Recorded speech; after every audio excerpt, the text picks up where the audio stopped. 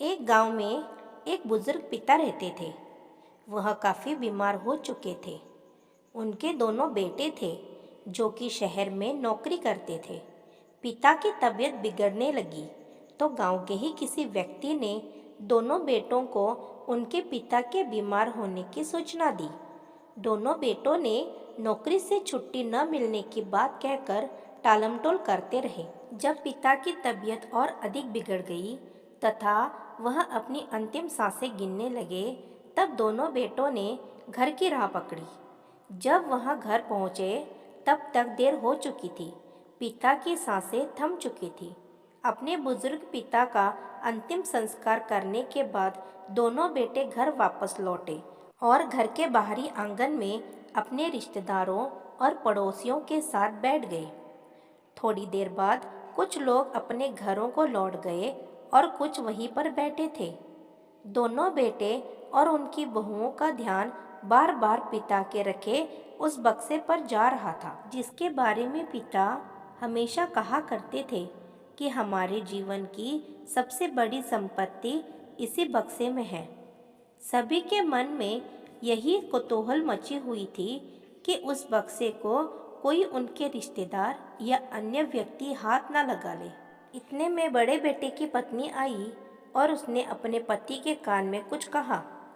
उसके बाद बड़े बेटे ने अपने छोटे भाई की तरफ देखकर अंदर आने का इशारा किया और खड़े होकर वहां बैठे लोगों से कहा कि 10 मिनट में आते हैं। फिर दोनों भाई घर के अंदर सीधे उस कमरे में पहुंच गए जहां उनके पिता का बक्सा रखा हुआ था। अंदर जाते ही बड़े भाई ने फुसफुसा कर छोटे भाई से कहा, बक्सा छुपा दिया था ना?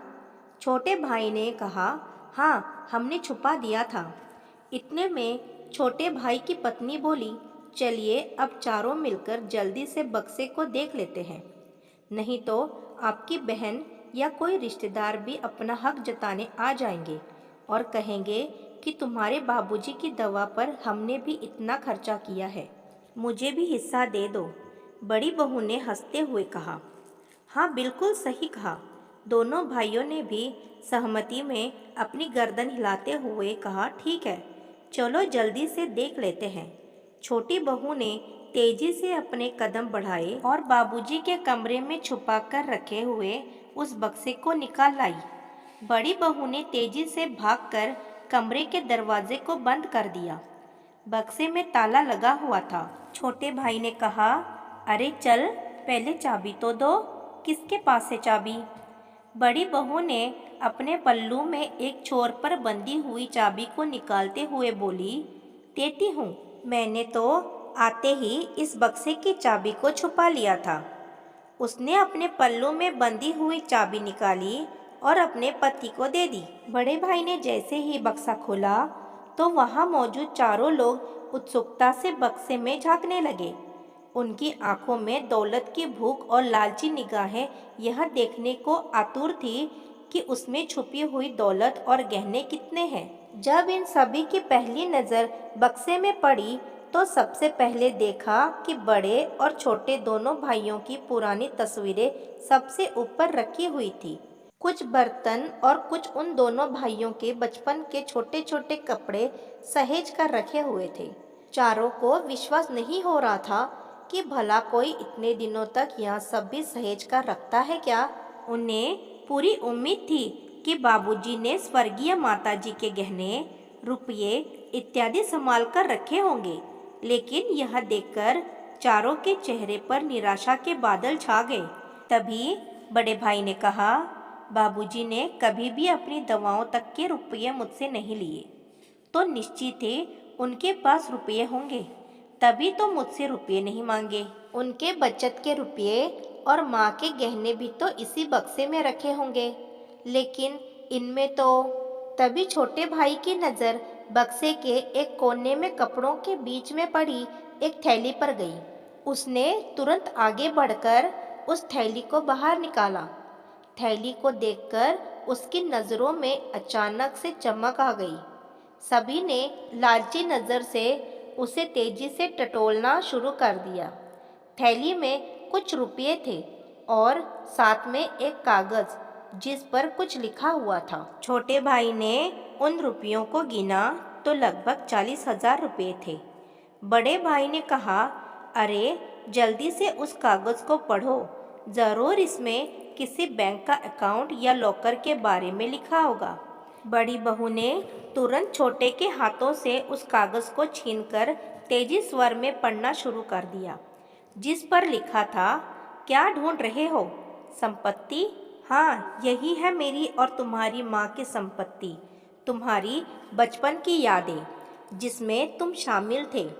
वो पल, वो खुशबू, वो प्यार, वो अनमोल पल जो आज भी इन कपड़ों में, इन तस्वीरों में और इन छोटे छोटे बर्तनों में मौजूद है। यही है हमारी अनमोल दौलत। बेटे, तुम लोग तो अपना भविष्य संवारने के लिए मुझे यहाँ अकेले छोड़कर चले गए, लेकिन यहाँ मैं और तुम्हारी माँ तुम लोगों की यादों के सहारे ही जीते रहे। तुम्हारी माँ तुम दोनों बेटों को देखने के लिए तरसते हुए इस दुनिया को छोड़कर चली गई। फिर भी तुम लोगों को घर आने का समय नहीं मिला। बेटे, मैंने भी तुम लोगों से कोई भी पैसा अपने खर्च के लिए नहीं लिए। अपनी पेंशन से ही अपनी दवा से लेकर सारी ज़रूरतों को पूरा किया। मगर तुम लोगों को हमेशा इस बक्से में अनमोल दौलत है ऐसा जानबूझकर कहता रहा, क्योंकि उस बक्से में जो हमारी सबसे बड़ी संपत्ति थी वह हमारे बेटों की यादें थी। बच्चों, ध्यान देना, अपने बच्चों को कभी भी अपने से दूर मत करना, वरना जैसे तुमने अपना भविष्य संवारने का बहाना करके खुद को हमसे दूर कर दिया, वैसे ही अंतिम समय में तुम्हारे बच्चे भी तुम्हारे पास नहीं रह पाएंगे। बच्चों, दुनिया का सबसे बड़ा दुख जानते हो क्या होता है? अपनों के होते हुए भी किसी अपनों का पास ना होना। याद रखना, जीवन में उस समय कोई भी दौलत, गहने या संपत्ति काम नहीं आती। इन सभी से अपनों का प्यार नहीं खरीदा जा सकता।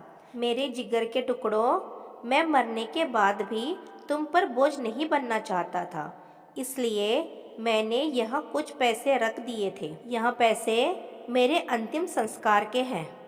मेरे मरने के बाद इन पैसों से मेरा अंतिम संस्कार कर देना। पूरा कागज़ पढ़ते ही दोनों बेटे फुट फुट कर रोने लगे और अपने किए पर पछतावा करने लगे। पर अब तो समय निकल चुका था। तो दोस्तों, वर्तमान समय में हम अपने कैरियर बनाने, नौकरी पाने और फिर शादी के बाद अपने परिवार संग अपनी ही दुनिया में इतना खो जाते हैं कि हम अपने जन्म देने वाले उस बूढ़े माँ बाप की भावनाओं को भी नहीं समझ पाते और धीरे धीरे उन्हें भूलने लगते हैं। हमें ये एहसास ही नहीं होता कि जो प्रेम आज हम अपने बच्चों से करते हैं और जो अपेक्षाएं रखते हैं, वही प्रेम और वही अपेक्षा आपके माँ बाप भी आपसे रखते हैं। दोस्तों, माँ बाप आपके दौलत के भूखे नहीं होते, बल्कि आपके प्यार और सम्मान के भूखे होते हैं। आप खुश होते हैं तो उनकी खुशी दोगुनी हो जाती है, और आप जब दुखी होते हैं तो मानो उन पर दुखों का पहाड़ टूट जाता है। इसलिए हमेशा अपने माँ बाप की भावनाओं का ख्याल रखें, उनकी सेवा और सम्मान करें, ताकि आने वाली पीढ़ियाँ भी इसका अनुसरण कर सकें। मेरे प्यारे दोस्तों, आपको यह वीडियो पसंद आई हो तो मेरे चैनल को सब्सक्राइब ज़रूर कीजिएगा। धन्यवाद।